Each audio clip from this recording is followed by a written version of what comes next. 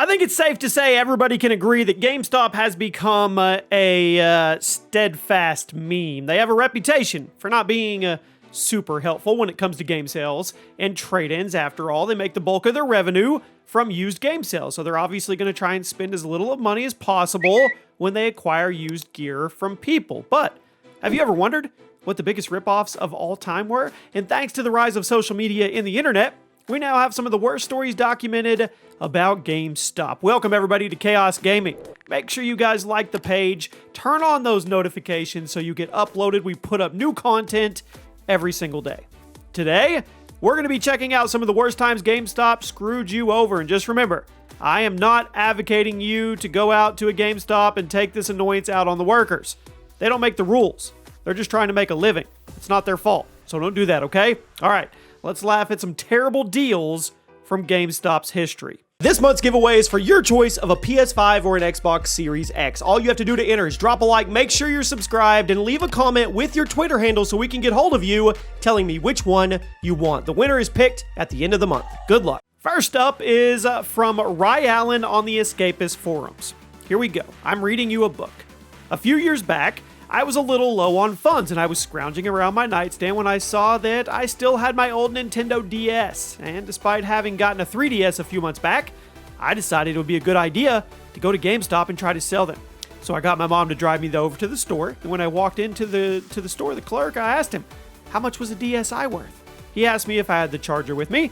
I said no. He then told me they would buy the DSi for about $5 because I didn't have the charger. I asked him how much the system would be worth with the charger. He said $15. I looked behind him, saw the bags with other DSIs in them, worth about $100. I gave the clerk a look, and I walked out of the store. And that's why I don't sell stuff to GameStop anymore. Okay, let's keep going. This is from Down with the Ship on Reset Era. I recently went in looking for a power cord that would work for a Switch docking station. Now I know a lot of them will power the Switch, but most won't charge it while it's on the dock. So I asked about the Nintendo branded power cord, but the clerk says I could save money buying an off-brand. He grabs a power cord off the shelf. I ask him if it will charge the Switch on the dock. He says sure it will. As he's ringing me up, I'm looking at the package, and right on the back of the package, it says it will not work with the Switch dock. Not my worst story, but the confidence this guy had with the advice he gave me, well, it was frustrating. Next up is from Schnerd on the IGN boards. Okay, so a buddy of mine sold his Xbox 360 towards his Xbox One at GameStop against my advice.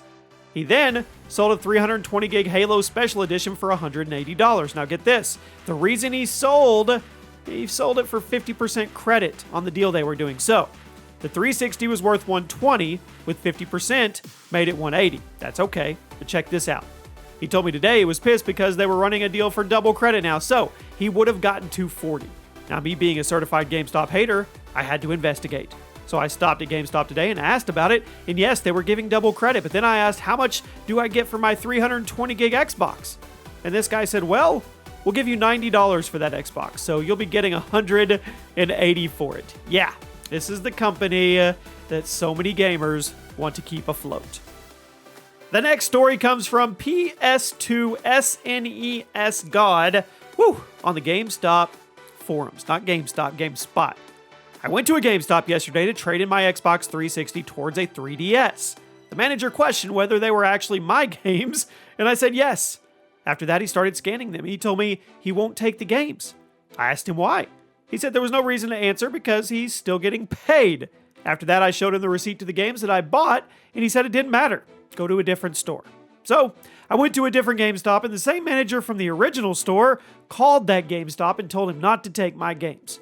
Third GameStop finally took the games, apologized for the other GameStop's behavior, and said that was inappropriate. Now, it's obvious they thought I stole the games, but I've never stolen anything, and I had the receipt.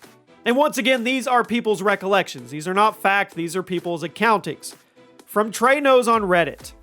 So I traded NBA 2K18 for NBA Live 18 a few minutes ago. They said they only had one new game left, so I said okay, and I snatched it up. When I got home, I found there was no plastic casing like all the new games come in.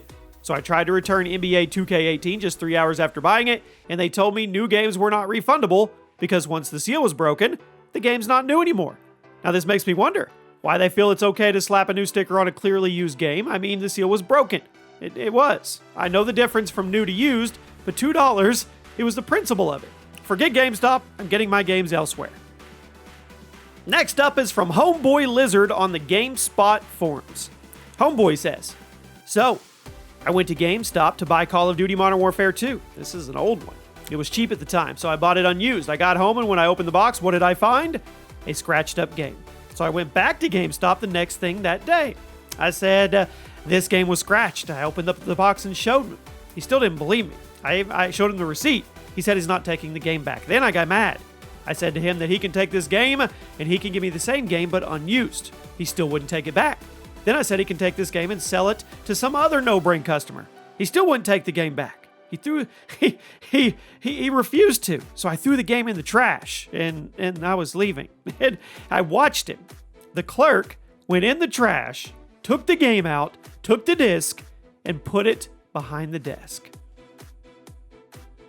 This next story comes from Sniper Team 4 on the Escapist forums. I have two stories.